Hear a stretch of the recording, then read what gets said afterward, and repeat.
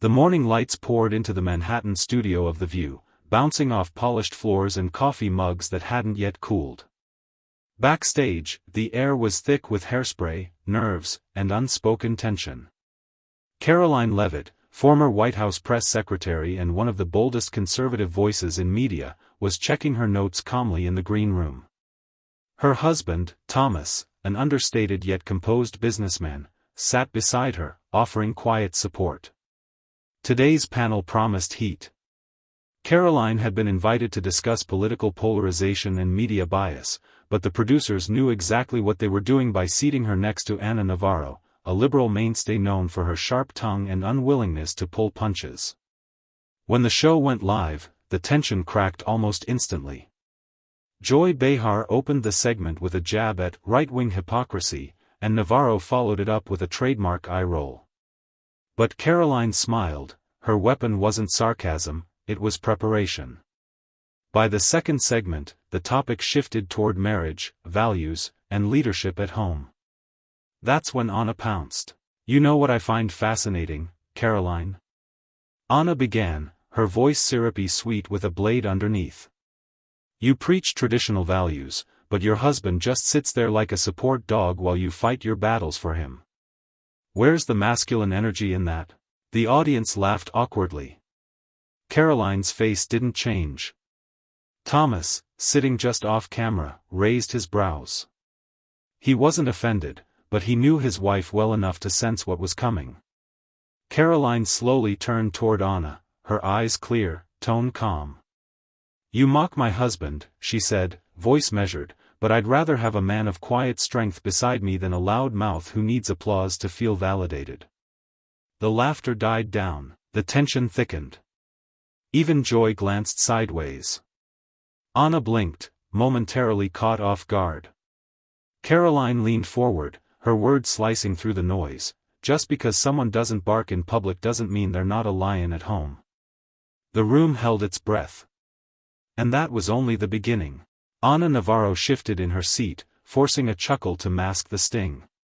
The studio was still quiet, too quiet for daytime television.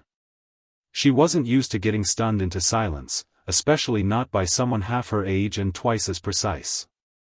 "Well," Anna said, flashing a tight smile, "I guess we can add marriage guru to your list of talking points. But you see, Karoline, there's a difference between confidence and delusion. Just because you call it strength doesn't mean it's not codependence." Karoline didn't flinch. "You're right," she said, her voice like glass, smooth, but ready to cut. "There is a difference. Confidence lets you speak with clarity. Delusion requires a panel and applause." The crowd rumbled with a few gasps, even a scattered laugh. Joy Behar shot a quick glance at a producer off camera. Live TV was gold. Especially when it went off script. Anna wasn't done. She leaned forward, voice sharper now. "You see, I've been doing this a long time. I know how this works. You show up in your navy blazer, flash that rehearsed calm, and act like you've reinvented conviction. But when the lights go off, what's left?" Karoline didn't blink. "Conviction doesn't need lights, Anna. It survives scrutiny. It doesn't fold when someone calls your husband names. And it certainly doesn't disappear when you're not trending on Twitter." That hit. The camera cut briefly to Thomas in the wings. Calm, respectful, and composed, he nodded slightly, almost proud. He knew the playbook. Karoline didn't need to yell to win. She just needed the truth, and she wielded it like a blade. Anna rolled her eyes again, but it didn't carry the same weight. The audience wasn't laughing anymore. They were listening. "I came here to discuss media bias," Karoline added, still calm. "But I guess the real bias is assuming that strength looks like noise. Or that being a wife makes you weak." Joy cleared her throat, visibly flustered. "Okay, ladies, let's maybe pivot the conversation a bit." But the air was already electric. The audience sensed it. Twitter was already lighting up. Karoline wasn't there to play safe. She came to take ground. The View set, normally a platform for progressive consensus, had shifted in tone. The audience wasn't just watching a conversation, they were witnessing a slow, graceful dismantling. Karoline leaned back in her chair, her posture effortless but commanding. She had struck a chord. The control of the room had shifted, and Navarro knew it. Joy, sensing the energy tilt, tried to wrest it back. All right, she said with a forced smile, we'll be right back after the break. Stick around, this one's heating up. The jingle rolled and cameras cut. But backstage, no one moved. Anna leaned over her coffee, eyes still fixed on Karoline. You're good at this, she muttered, more to herself than to Karoline. Polished. But I've seen what happens to polished people, they crack. Karoline didn't respond immediately. She stood, straightened her blazer, and turned calmly toward Anna. Polish comes from pressure. I'm used to it, are you? Producers hustled around the studio, murmuring into earpieces, debating whether to keep the segment going after break or pivot entirely. Twitter was now trending. Hashtag Karoline claps back. Hashtag the View meltdown. As they returned from commercial, the crowd was buzzing. The show's social media in turn was already fielding hundreds of comments, most of them stunned by Karoline's composure. Joy Behar tried to retake the wheel. We're back, and clearly, things are getting lively. Let's steer the conversation toward political narratives and media trust.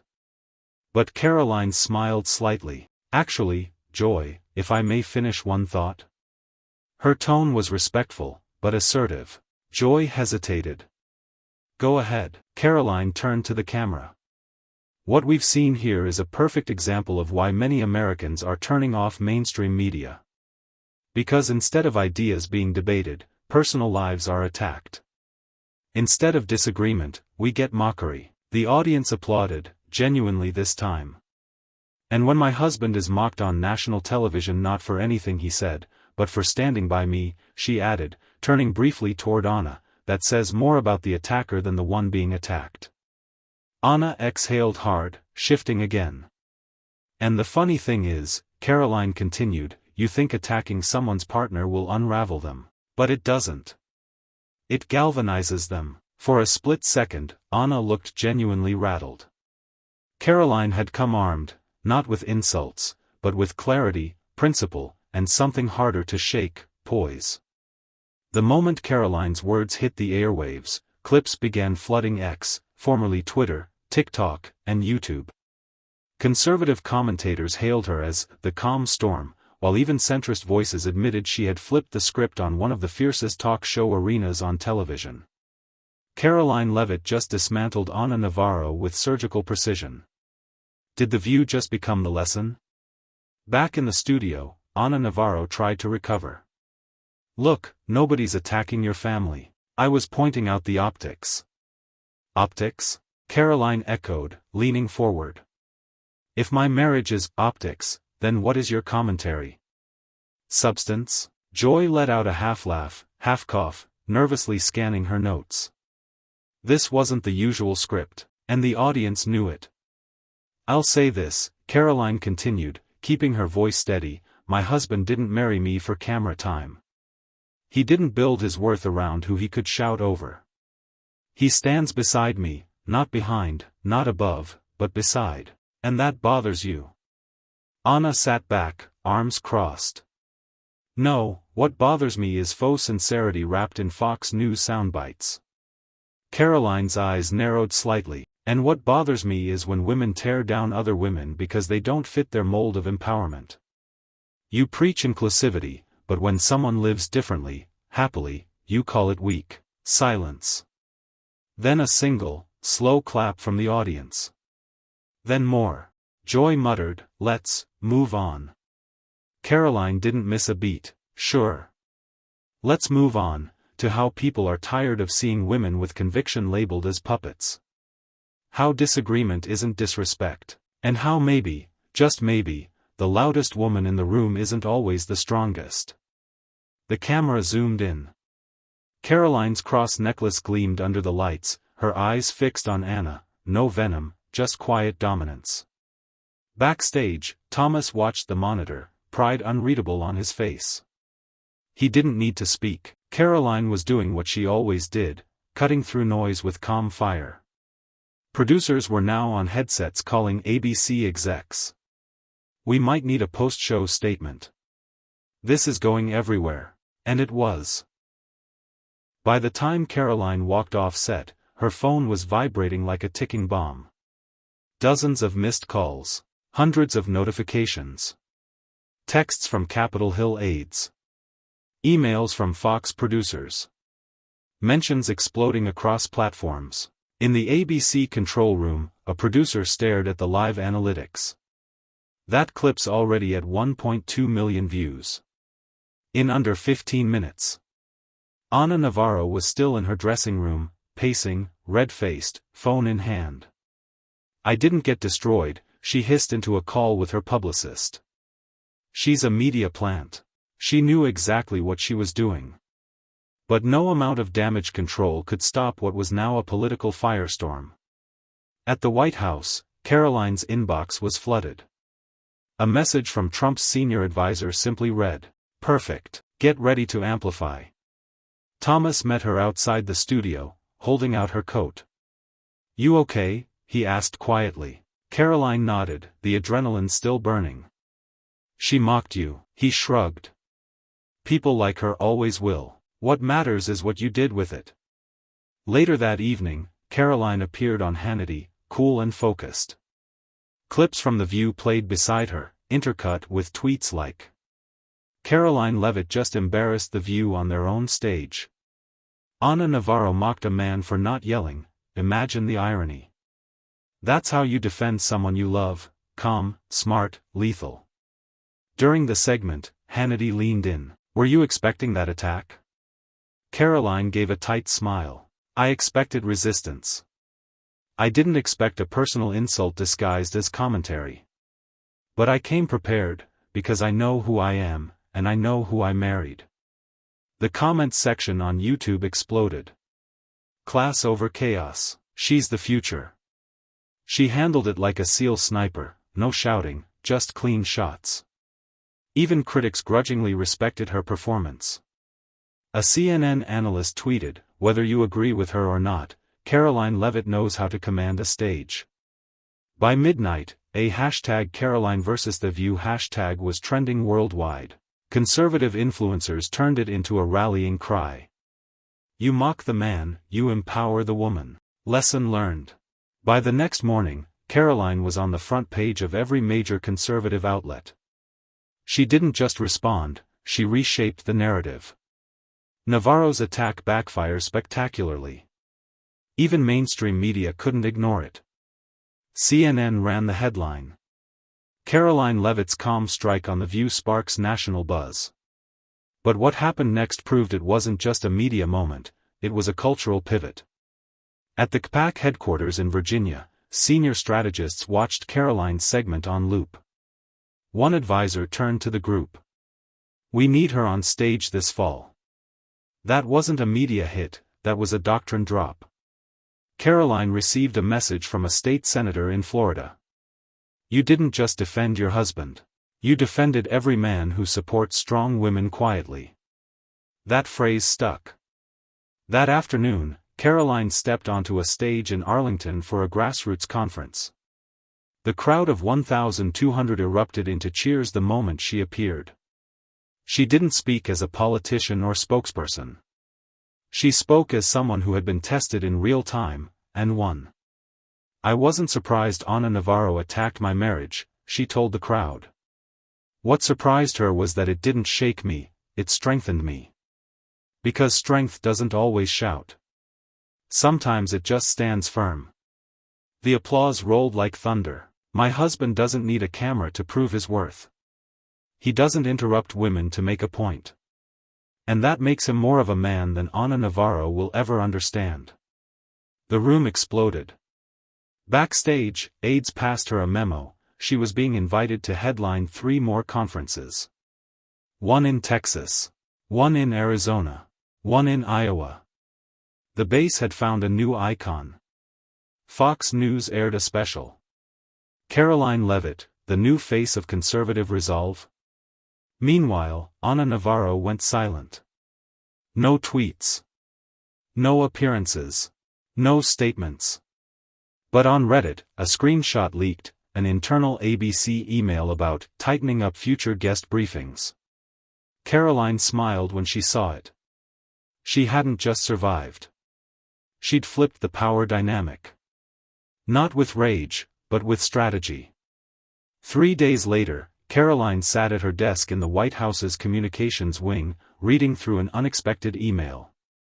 Subject: Leadership Summit, Women Who Won't Bow. From Heritage Action PAC. They wanted her to keynote their national event. The theme? Redefining strength. The irony wasn't lost on her. A week ago, she was being mocked for having a quiet, supportive husband. Now, she was the face of a reawakened movement, women who didn't need to roar to lead. She typed her response with a simple line. Count me in. Let's turn mockery into momentum. That same day, the View ratings report dropped. Monday's episode, the one with Karoline, was the highest rated in 8 weeks. Tuesday's dropped by 12%. Social sentiment analysis, 78% negative toward Navarro. The ripple effect was real. At Georgetown University, a young conservative women's group hosted a Karoline watch party, re-airing her debate with Navarro and discussing its cultural weight. One student said, "She didn't destroy Navarro by being louder. She won because she never stooped to her level." Meanwhile, Ana Navarro's team quietly circulated internal talking points, trying to reframe the incident. But none of it stuck. The internet had moved on, and it had crowned Karoline. That week, a new merch line popped up across X and Instagram. Mugs, silence screaming. T-shirts, calm is contagious, Karoline. Stickers, wife. Fighter. Unapologetic. Karoline didn't launch them. Grassroots fans did. But her team leaned in, fast. On Thursday, she appeared on a live stream with Senator J.D. Vance, talking about the modern conservative woman. The topic quickly shifted from politics to family. "You said something that stuck," Vance remarked. "That your husband doesn't need to interrupt to be respected." That landed with a lot of people. Karoline smiled. Because it's true. Real strength, male or female, isn't about dominating. It's about standing in truth without needing a megaphone. Vance nodded. "You just made that a campaign message." And maybe she had. The following weekend, Karoline and her husband Thomas strolled through a fall market in New Hampshire. No security, no media entourage, just crisp air, hot cider, and a few curious glances from passers-by who recognized her. A teenage girl approached, nervously clutching her phone. "Miss Leavitt. I saw what happened on The View. My mom and I watched it 3 times. You said everything I couldn't put into words." Karoline smiled, placing a hand gently on the girl's shoulder. "Then say it now. Don't wait for a stage, your voice matters now." That small moment would later go viral. Someone had filmed it from a few stalls away. The caption read, "This is what leadership looks like outside the studio." But not everything stayed cozy and quiet. That night, a Washington Post op-ed tried to discredit her. The headline: "The Cult of Calm, Why Karoline's Quiet Doesn't Equal Right." It argued that her demeanor was manipulative, that her silence was a shield, not strength. Karoline read it once, then closed the tab. The next morning, she posted on X. "If poise bothers you, maybe chaos was your comfort." Over 40,000 retweets in an hour. Inside Republican circles, her name was being whispered in bigger rooms, committee discussions, future campaign lineups, even 2028 tickets. A senior strategist in Florida told Politico anonymously, "If DeSantis doesn't pick her as a running mate, he's blind to the cultural warfront." But for Karoline, the headlines didn't change her. Her resolve came not from fame, but from the furnace, the moment Anna Navarro tried to break her on national TV. She told Thomas that night, as they sat on their back porch under October stars. "I didn't plan to start anything. I just refused to back down." He smiled, sipping cider. That's usually how real things begin. And they had. Across America, conservative women, mothers, daughters, professionals, were posting under hashtags like #CarolineEffect and #QuietFire. Some said she made them feel visible. Others said she helped them stop apologizing. All agreed, she proved you could be gentle and still unshakable. By midweek, the White House press room was abuzz, not with Biden's latest policy rollout, but with Karoline Leavitt's unexpected rise. CNN analysts were debating her media composure. MSNBC ran a full segment titled, "The Leavitt Effect, Weaponizing Femininity?" The tone was clear, Karoline wasn't just a spokesperson anymore. She was a cultural threat. And they didn't know how to contain her. Backstage, at a closed-door RNC strategy summit, a senior aide laid out polling slides. 82% of conservative women under 35 recognized her name. 67% said she inspires confidence. 71% described her as calm but fierce. Even independents were reacting. Not to what she said, but how she said it. "She makes fire feel like water," one focus group participant explained. "You can't fight her because she won't yell back." That realization sent media handlers scrambling. On The View, Whoopi Goldberg offered a half-hearted jab. "She's polished, sure, but don't confuse rehearsed with real." But Karoline didn't bite. Instead, she posted a 13-second clip from her last CPAC appearance, with one line captioned, "Poise isn't pretend. It's prepared." The video hit 2 million views in 48 hours. Meanwhile, grassroots groups began requesting her at events not typically aimed at political figures, Christian women's retreats, school board advocacy panels, even tech startup conferences. They didn't want her as a pundit. They wanted her as a voice. At one Denver event, a young black mother approached her and said, "You remind me that being composed isn't being weak, it's being in control." That comment would become the centerpiece of Karoline's next speech. "My calm doesn't mean I'm cold. It means I'm centered." You can't rattle someone who knows who they are. And for the first time, networks like ABC and NBC took a different tone. They didn't praise her, but they stopped mocking her. Because deep down, they knew. You can dismiss volume. You can't dismiss presence.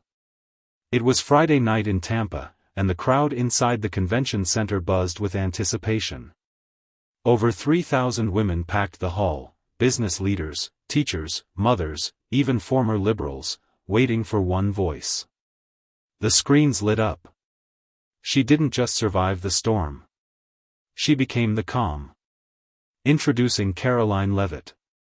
As she stepped onto the stage in her signature navy blazer, the applause was deafening, but her expression stayed composed. Focused. Steady. She waited for the room to quiet naturally, then said, "I never set out to become a symbol. I just refused to become a stereotype." The crowd roared. "This began with one insult, about my husband, of all things." They mocked him for being calm. For standing beside me instead of in front of me. But here's what they never understood: strength isn't always the loudest voice in the room. Sometimes, it's the quietest one, holding the line. From that moment, her tone shifted, from personal to political. They want conservative women to either be angry, or invisible. But I offer them something worse: measured resistance. Legal resistance. Unapologetic intelligence. Murmurs of agreement turn to thunderous applause. And to the pundits who keep asking, "Is she just having a moment?" Let me answer, no. I'm not a moment. I'm a mirror. I reflect everything that makes them nervous: faith without apology, facts without fear, and a future they can't control. People stood, shouting her name. Not like a fan club, more like a movement. In the front row, her husband Thomas stood with quiet pride, clapping but never stepping forward. Just as she liked it. The next morning, CNN's Chirin read. Leavitt moves the needle, is she the GOP's future? But Karoline didn't pay attention to that. She was already back at her desk, drafting a new message for a new audience: suburban moms in blue states. Because now she knew, the storm wasn't chasing her anymore. She was the storm. And the calm that followed it. Karoline Leavitt didn't scream. She didn't insult. She didn't flinch. Instead, she listened. She responded. She stood, calm, calculated, and completely unshaken. What began as a personal jab turned into a cultural reckoning. When Navarro mocked her husband, she expected a breakdown. What she got instead was a blueprint. A lesson. A movement. Karoline proved that poise isn't passivity. That silence isn't surrender. That a woman doesn't need to yell to be heard, she needs to be right, ready, and relentless. This wasn't about revenge. It was about a reminder. You can't humiliate someone who's already standing in truth. And in an era where shouting gets the spotlight, Karoline reminded the world, stillness can shake the stage too.